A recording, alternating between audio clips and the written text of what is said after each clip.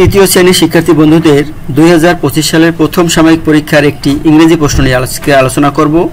এই আজকে সম্পূর্ণ প্রশ্নের ধারণা এবং প্রশ্নের একটি নমুনা প্রশ্ন নিয়ে আলোচনা করব এবং শুধুমাত্র সেটা প্রথম সাময়িক পরীক্ষার আসার মতো একটি প্রশ্ন, যেটি তোমাদের এই প্রশ্নটি যদি তোমরা সলভ করো তাহলে তোমাদের 80% অর্থাৎ 80% মোটামুটি ক্লিয়ার হয়ে যাবে।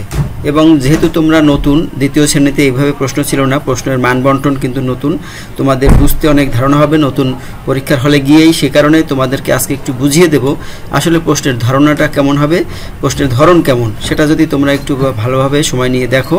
এবং অভিভাবকদের বলবো আপনারা যদি আপনার শিক্ষার্থীকে একটু দেখার সুযোগ করে দেন তাহলে কিন্তু তাদের অনেক উপকার হবে আশা করছি। তো ভালো থাকো, সবাইকে স্বাগত জানাচ্ছি। আমি ঝালকাঠি সদরের একটি প্রশ্ন নিয়ে হাজির হয়েছি বরিশাল অনলাইন একাডেমির পক্ষ থেকে। আমি বিজন ব্যাপারী, সহকারী শিক্ষক, সরকারি প্রাথমিক বিদ্যালয়। তো বন্ধুরা চলো প্রথমেই দেখো তোমরা, আর যে বিষয়টি তোমাদের একটু জানিয়ে রাখি সেটা হলো যে তোমাদের প্রথম সাময়িক পরীক্ষার জন্য সিলেবাসে থাকবে কিন্তু 1 থেকে 38 পৃষ্ঠা। তার ভিতর থেকেই কিন্তু এই প্রশ্নটি তৈরি করা হয়েছে এবং তোমরাও কিন্তু তার ভিতর থেকেই তোমার প্রিপারেশন কমপ্লিট করবে। তো দেখো প্রথমেই থাকবে একটি টেক্সট দেওয়া থাকবে এখানে একটি, সেটি পড়লে পরে 1 2 3 4 1 2 3 4 তার সেই টেক্সট থেকেই কিন্তু পরীক্ষায় সেই প্রশ্নটা থাকবে। এই গল্পটা তোমরা বইয়ের ভিতর থেকেই থাকবে। I am Sabiha, I am a student, I am in class 3 এরকম থাকবে। তো তার থেকে শূন্যস্থান পূরণ প্রথমেই থাকবে, 5টা শূন্যস্থান পূরণ 5 মার্কের, এবং সেটা কিন্তু এই গল্প থেকেই থাকবে। দেখুন সাবিহা ড্যাশ এ স্টুডেন্ট, তাহলে কি হবে? Is, Sabiha is a student. Sabiha reads dash class 3, এখানে এই দেখো রিডস ইন হবে, ইন ক্লাস 3, এরকম তোমরা ফিল আপ করে নিবে। এগুলো আমি প্রশ্ন নিয়ে আলোচনা করবো। তারপর দেখো 2 নম্বরে থাকবে কি true false, write to T for true আর এফ ফর ফলস, অর্থাৎ যদি ট্রু হয় লাইনটি তাহলে ওইখানে গল্পটা পড়লেই বুঝতে পারবে। ট্রু হলে এ নম্বর দিয়ে শুধু টি লিখলেই চলবে, পুরো লাইন লেখার দরকার নেই। বি নম্বর দিয়ে যদি ফলস হয় তাহলে ফলস এফ লিখলেই চলবে। যেরকম Sabiha is a student of class 3, এটা তো অবশ্যই ট্রু, তো এখানে এ নম্বর দিয়ে টি লিখবে। আবার দেয়ার are 4 members in their family, এটাও ট্রু, তো এখানে টি লিখবে। হার ফাদার ইজ এ ব্যাংকার, এটা হয়তো ফলস, তাহলে এখানে সি নম্বর দিয়ে এফ লিখবে এইভাবে। তারপর দেখো 3 নম্বর কি আছে, read the text again and then answer the following questions. এখানে 5টা প্রশ্ন থাকবে, এক একটা প্রশ্নের 3 মার্কস। অর্থাৎ হু ইজ ইন্ট্রোডিউসিং হারসেলফ, এই গল্পটিতে কে তার নিজের পরিচয় দিচ্ছিল, কে? দেখো আই অ্যাম সাবিহা দিচ্ছিল, তাহলে এখানে আমরা প্রশ্নের অ্যান্সার লিখবো কি সাবিহা ইজ ইন্ট্রোডিউসিং হারসেলফ, ঠিক আছে? তো এখানে আমরা এইটুকু লিখলেই কিন্তু 3 মার্কস পেয়ে যাচ্ছি। What is the girl's name, সেই মেয়েটির নাম কি? The girl's name is Sabiha. এইভাবে আমরা 2 নম্বরে যাব। 2 নম্বর প্রশ্ন কোথায় আছে? এইখানে 2 নম্বর বাদ বাকি। What class is she in, সে কোন ক্লাসে পড়ে? She is in class 3। How many members are there in their family? There are 4 members in their family. There are 4 members in their family. What does her mother do? তার mother কি করে? her mother is a banker. তো এইভাবে আমরা এই প্রশ্নের answer করে লিখব। তারপর write a short composition about your parents at least 5 sentences, অর্থাৎ এটা কিন্তু 10 মার্কের। দেখছো বন্ধুরা 4 নম্বরের প্রশ্নটা কিন্তু 10 মার্ক থাকবে, 5টা সেন্টেন্স লিখলেই তুমি 10 মার্ক পেয়ে যাচ্ছ। এখন এইটা ধরো তোমার কমন পড়বে না, এটা তুমি বাড়ি থেকে পড়ে যাওনি। ইউর প্যারেন্টস তুমি লিখবা, লেখার সময় লিখবা মাই প্যারেন্টস, কারণ ইউরের কথা এই জায়গায় তুমি মাই প্যারেন্টস। তখন তুমি কি করবে, এখানে এই গল্পটিতে যাবা, তখন এইখানে তুমি লিখবা আই অ্যাম, তোমার নাম লিখবা আই অ্যাম স্টুডেন্ট। তারপর তোমার এইখানে দেখো যে my family members in 4, my father, এখানে তোমার মায়ের বাবার নাম লিখবা, তোমার বাবা কি করে সেটা লিখবা, তোমার মায়ের নাম লিখবা। এই গল্প থেকেই কিন্তু লিখতে পারবা। সুতরাং হেজিটেশন করার কোনো বিষয় নেই বা চিন্তা করার কিন্তু, এইখানে যে গল্পটা থাকবে তার অনুকরণেই কিন্তু ওইখানে 4 নম্বর প্রশ্নটি হয়। সুতরাং এখান থেকে কিন্তু তোমরা গল্পটি বানিয়ে লিখতে পারবা আশা করি। তারপর দেখো আমরা যাব, এটা গেল 4 নম্বর। 5 নম্বরে write the following numbers in words, এটা কিন্তু তোমাদের সিলেবাসের ভিতরেই রয়েছে, এগুলো কথায় লেখো। এই 12 সমান, এই 12 লেখা সমান দিয়ে লিখবা 12, 21, 30 এভাবে এইগুলো এই সবগুলো এখান থেকে যে কোনো 10টা লিখতে হবে। 6 নম্বরে দেখো write the following sentences using capital letters and punctuation marks where necessary. এইটা হলো কি, এইটা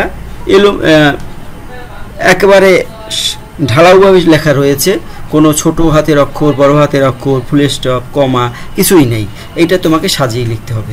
এই গল্পটাও কিন্তু তোমার বইয়ের সিলেবাসে থাকবে। এই যে আই সবসময় বড় হাতে হয়, প্রথম থাকুক আর শেষে থাকুক, তাহলে আই এম, আই দিয়ে একটা কমা দেবা, এরপর এম দেবা, আই বড় হাত দেবা। সুনীলের এস নামের প্রথম অক্ষর বড় হাত, এস বড় হাতের, I am Sunil full stop হবে। তারপর I am 8 years old and full stop, এরপর আই বড় হাত হবে। I have many friends and রাহাতে আর বড় হাতের, is my best friend full stop. এরকম এগুলো করবে। তারপর match the words in column A with column B, অর্থাৎ এই কলামের সাথে বি কলামের মিলকরণ এরকম থাকবে একটা। মার্কস হবে 10 মার্কস, এখানেও 10 মার্কস। এখানে অলওয়েজ এর অর্থ কি, তার অনুযায়ী এখানে কোন শব্দটা হয়, এরকম। এইটাই যে তোমাদের থাকবে তা কিন্তু নয়, তোমাদের চেঞ্জ থাকতে পারে, কিন্তু হবে এই সিস্টেমে। সারা বাংলাদেশের প্রশ্নের ধরন কিন্তু এইভাবেই হবে, স্ট্রাকচার এইভাবেই হবে। তারপর 8 নম্বরে দাও rearrange the following words to make them meaningful sentence. এইখানে এলোমেলো আছে, যেরকম এম জেরিন আই, তাহলে এটা যদি আমরা সাজিয়ে লিখি তাহলে কি হয়, আই এম জেরিন, আই আগে লিখবা, তারপর এম, তারপর জেরিন। এভাবে যদি লেখো তাহলেই কিন্তু এই লাইনটা হয়ে যাচ্ছে। এভাবে মাই নেম ইজ অ্যালেক্স, এখানে এলোমেলো আছে, সেটা সাজিয়ে লিখতে হবে। মোট কথা বাক্যটি সাজিয়ে লিখতে হবে। আমি যদি বলি আমি ভাত খাই, এটা একটা সহজ। এটা যদি আমি বলি আমি খাই ভাত, তাহলে এটা কেমন লাগে না, সেটাকে তুমি সাজিয়ে লিখবে আমি ভাত খাই। এটা হবে হাউ আর ইউ, তারপর এসে নুসাইট প্লে লাভস টু, তারপর your hands wash, hands your wash. তারপর দেখো 9 নম্বরে use the words from the table write meaningful sentence there are 2 extra words. অর্থাৎ এখানে একটা টেবিল থাকবে, সেই টেবিলের টেবিলটা করতে হবে। এখানে আমরা টেবিলে যাই, কই গেল টেবিল, না এটা না, টেবিল আর একটা আছে।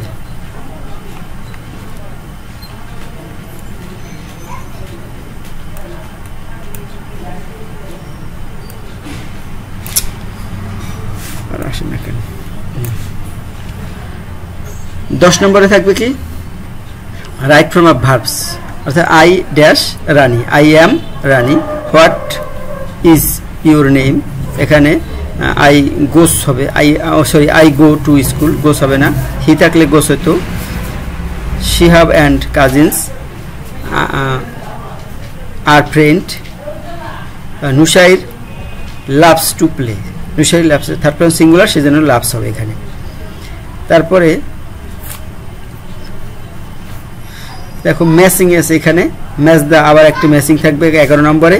এই কলামের সাথে বি কলামে মিল করা, যে হ্যালো সুমি, এখানে কি হবে হ্যালো সুমি, এখানে হবে হাউ আর ইউ, এই যে 2 নম্বর দিতে হবে, এখানে মিল করতে হবে। ফাইন থ্যাঙ্কস অ্যান্ড ইউ, এখানে হবে শেষেরটা and you. I am also, ও বলবে আই অ্যাম অলসো ফাইন উপরেরটা। তারপর হ্যালো তালহা, তারপর বলবে নাইস টু মিট ইউ, আবার তালহা বলবে নাইস মিটিং ইউ টু। এভাবে মিলকরণ করতে হবে। এভাবেই কিন্তু তোমাদের প্রশ্ন থাকবে। তোমরা আশা করি বুঝতে পেরেছো। এই পুরো প্রশ্নটা প্রথম পেজ, আর এইখানে হলো, আর এইটা কিন্তু 9 নম্বরটা তোমাদের বলা হয়েছিল না। এখানে দেখো, এখানে এরকম কিছু শব্দ দেওয়া থাকবে, সেগুলো দিয়ে শূন্যস্থান পূরণ করতে হবে। শূন্যস্থান পূরণ, ড্যাশ ইউর হ্যান্ডস, কি হবে এখানে ওয়াশ হবে, wash your hands. Dash the soap, use the soap. Dash the door, open the door. Dash your name, এখানে কি হবে right your name. She have dash cousins go to the same school. She have and হবে এখানে। তো এইভাবেই কিন্তু তোমরা এই প্রশ্নটার অ্যান্সার লিখতে পারবে। এই হলো প্রশ্নের মোটামুটি নমুনা। আশা করি সারা বাংলাদেশের কিন্তু প্রশ্নের নমুনা এইভাবেই হবে। এটা একটি প্রথম সাময়িক পরীক্ষার প্রশ্নের একটি নমুনা কপি। তোমরা এইটাকে দেখে বা স্ক্রিনশট দিয়ে এভাবে প্রিপারেশন নাও, আশা করি ভালো হবে। তোমরা প্রশ্নের ধারণা বুঝতে পারলে পরীক্ষার হলে গিয়ে কিন্তু এভাবে পেলে তোমাদের উপকার হবে। ধন্যবাদ সবাইকে।